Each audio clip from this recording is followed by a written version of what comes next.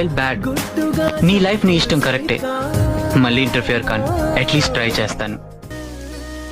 ఆనంద్ వెళ్ళిపోయాడు మా అమ్మ. ఏడవకమ్మా, నడు. ఇతను ఏమనలేదు. ఊరుకో అమ్మా, ఏడవకు, మళ్ళీ వస్తాడులే. అయినా రూప, నీ మనసులో ఏముందో అతనికి చెప్తే కదమ్మా తెలిసేది. నువ్వేనా నా నువ్వు